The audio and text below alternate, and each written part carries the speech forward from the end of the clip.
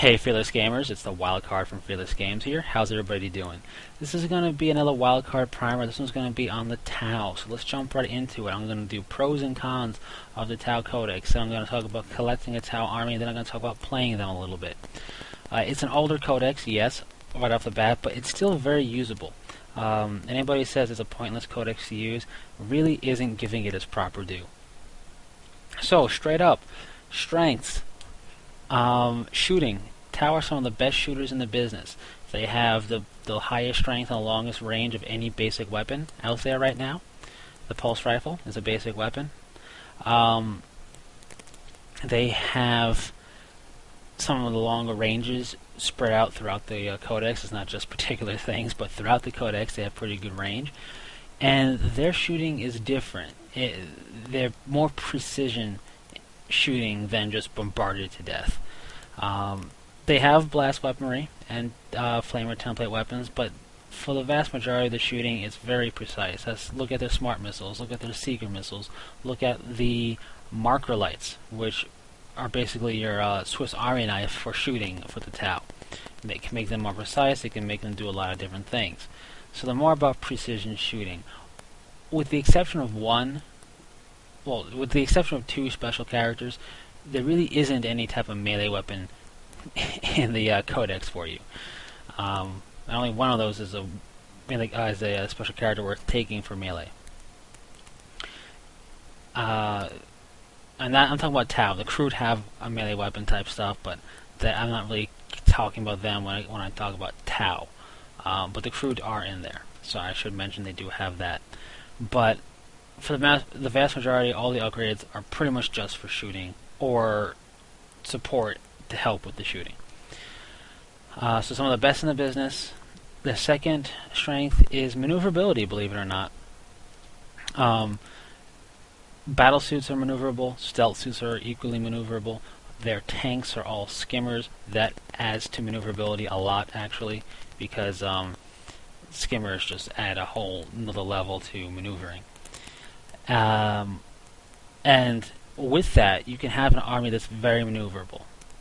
You can have an army that's not. You can choose to be more of that traditional static gun line that people think about when they think Tau, Fire Warriors, and whatnot. You can have a blend. It's up to you. But no matter what you do, you're going to have at least a little bit of maneuverability in your army, so it pays to learn how to use it. Thirdly, this is a strength in the theory of it, but right now, when it's put into practice, it's a little bit lacking because the codex is old. Auxiliaries. Their auxiliary units are great. The concept of it is basically a way to bolster the Tau to make up for what they lack. And you don't have to worry about allies and taking stuff to make sure you can take the allies you want, because this is part of their codex. But sadly, I'll talk about that in the weakness, how it's coming up short a little bit right now. And their last strength is their technology, and by that I mean quite literally their technology. Their squad upgrades are not just a bigger, better weapon. In fact, some of them really don't have a squad upgrade like that. It's more of taking war gear and support systems, drone controllers, hardwired drone controllers, flechette discharges for your vehicles, actual technology that bolsters your forces, makes them more defensive, or adds things to them, like drones. So that's pretty cool. So, weaknesses for the Tau. The big one that everybody will tell you is close combat. Tau are atrocious at it. They're just not good. Even their elite of the elites and their Chasseur leader are mediocre at best in close combat. You can build special ninja O's to really be a nuisance in close combat, but they're not really going to turn the tide of a charge, let's say. There's really only one special character in here worth taking for close combat, Farsight, but even still, this close combat is a weakness of the Tau. Going along with that, the auxiliaries are a weakness of the Tau because they're old. This is an older codex. This is not a weakness that the codex is meant to have. It's a weakness that it's having by being old and the unit's not aging well. But their auxiliaries, the Crude and the Vespid, just are not as attractive as they used to be for being an option to tank. You used to see them taken in Tau armies, and now some people might, but the vast majority, you're not going to see any auxiliaries in Tau armies. Going along with that is the Ethereal. I'm sure the Ethereal had a place when the Tau Codex first came out, but the Ethereal just needs a rehashing or just to be taken out or something. Most likely it'll be a rehash, but that's another weakness of the Tau would be the Ethereal and the Auxiliaries. Really, there's no point in taking either of them right now, unless you have a very specific tactic in mind.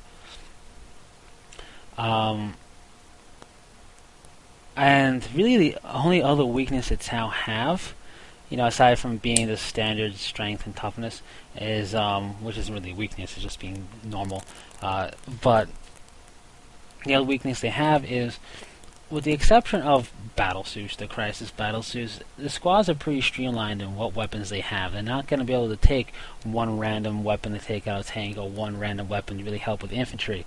It's pretty much consistent throughout. Whereas with Imperial Guard or Chaos or Space Marines, you can have a guy with a melter gun in there and have the potential to hurt anything or take out a tank with that squad. Fire Warriors, as a troop choice for the example here, could be left high and dry in one part of the board if you're not supporting them with no means of answering an enemy threat. So you have to be more on top of actually paying attention to your units and supporting them properly. So with that being said, let's talk about collecting Tau. The Tau battle force is nice in theory, but this is one of the battle forces you may want to just avoid. You always want to check out the battle forces if you're getting into an army, because it may work for you. But this one, I'm going to say, more often than not, probably won't. Because first up, it includes crude, and hardly anyone plays crude unless it's a very specific tactic you're going to implement. So right there, you got a wasted unit of crude. The stealth suits, they're good units, but they are 50-50. People take them or leave them, so they may not work for you. And that leaves you with 5 warriors, a battlesuit, and a devilfish, all of which you'll most likely, well, 2 of the 3 you're going to use, and the third one you're most likely going to use. But even still, you may be better off looking elsewhere. Battlesuits. This is a unit that will benefit from magnetizing. If you magnetize the battlesuit, you can have all of your weapon and war gear options on that battlesuit whenever you want. That way you can play test things, because you're not going to buy a battlesuit unless you need it to fill an actual squad member. You're not going to have, let's say you're only going to field one squad of 3 battlesuits, you're not going to have 9 battlesuits, each one configured differently for that to swap out. That's wasting money at that point if you're only ever going to field 3. So you might as well learn how to magnetize them. It takes a little bit more time and effort and money, but it'll be well worth it, because you'll have those 3 battlesuits be able to do whatever you want. Magnetizing can also be helpful on the Hammerhead gunship for the different turrets.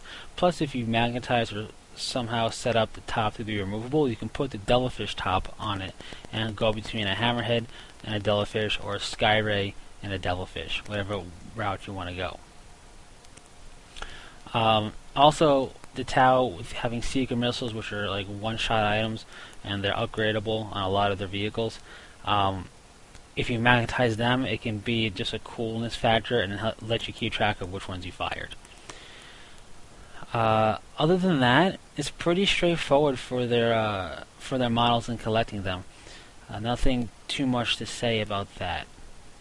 Except the stealth suits, no matter which one you get, if you get the newer stealth suits or the older stealth suit models, it won't matter. Their rules function the same way. Now, playing Tau. Classically, traditionally, stereotypically, whatever you want to say, Tau are viewed as a gunline. And Tau, being a ranged army, will most often default to having some form of gunline. And that's not a bad thing. But when it comes to playing Tau, you got a couple of things to think about. First up is, will you be maneuverability, heavy or light? So when you're building a list, you think about that. Secondly, almost think about at the same time, how heavy do you want to go with marker lights? Some armies have absolutely no marker lights. I personally think you want to have at least some marker light presence in your force, because it gives you a toolbox where you didn't have it. They don't have psychers, for example. So that utilitarianism comes in through their marker lights, more so. So I like marker lights. I would field 2 squads of things that can have marker lights. Traditionally it's Pathfinders, but stealth suits kitted out appropriately can actually be really good mobile and relatively safe marker light platforms. They are maneuverable, being suits. The stealth suits, they have the stealth, some stealth rules on them that make them harder to see and hurt, and being able to move and shoot your marker lights is a very nice thing to have. So, go Pathfinder or go Stealth Suits, or do one of each. That way you have 2 squads. If you're going to go marker light heavy, I suggest having 2 squads to do it. This lets you, double the marker light potential over 2 different squads, or really gang up on 1 squad if you have to. But there is, merit to not having many marker lights, if any, and the whole thought concept is this. If you marker light heavy, that's great, it's really going to bolster what you're doing, but you don't want to go overboard, because whatever's shooting a marker light can't actually hurt the enemy. So if you have a squad marker lighting an enemy squad, and then another squad shooting into it to make use of those marker lights, it's basically more guys firing at that squad to kill it. Now, the flip side is, if you have very little marker lights, then everything that's shooting, for the most part, has the potential to do damage to the enemy. So it's 2 sides of a coin. You got to figure out which one you like better. I personally like the marker lights. I feel their toolbox capability really outshines the lack of 1 squad or 2 squads shooting at the enemy to hurt them every turn. So make sure you're up on your marker light tactics and marker light rules. But after you figure those 2 things out, regardless of which way you go, maneuverability heavy or light, or if you go marker light heavy or light, you gotta learn how to maneuver with Tau, especially their jetpacks. Their jump infantry jetpacks, the stealth suits and the crisis suits, you definitely want to make use of them and learn how to move them properly, because that's really going to be the key to victory with Tau. You have everything else in your army, and the army is going to support each other. It's not going to fall solely on the battle suit's shoulders, but they're your linchpin. If nothing else, if you don't take Piranha, if you don't take Devilfish or any other type of skimmer vehicle, and you just have battle suits, they're going to be your trump card to getting into a good field of fire and forcing your opponent to either be moved so you can flush them out, or force your opponent to try and maybe change tank facing, which can help you out one way or the other, or just generally make them make a mistake or whatever it may be. Battle suits and stealth suits, their jump infantry jetpack rule, learn it, live it, love it, and really get a feel for how to maneuver them. It's going to change from enemy to enemy and tabletop to tabletop. Think about a tournament setting. You don't know what the terrain is going to be like, and you don't know who you're facing. So, in each instance, the way you utilize the jetpacks may change slightly. Regardless of that fact, that's the key for Tau. Playstyle, regardless if you're going to be long-range shooting or close-in aggression shooting and maneuverability shooting, whatever it may be. Pulse rifles, pulse carbines, doesn't matter. If you have your battle suits with missile pods or fusion blasters, it doesn't matter. It's still a good strength for the Tau player. A good strong Tau player knows how to maneuver their jump infantry jetpack units. And that's really it, Fearless Gamers, for the Tau Primer.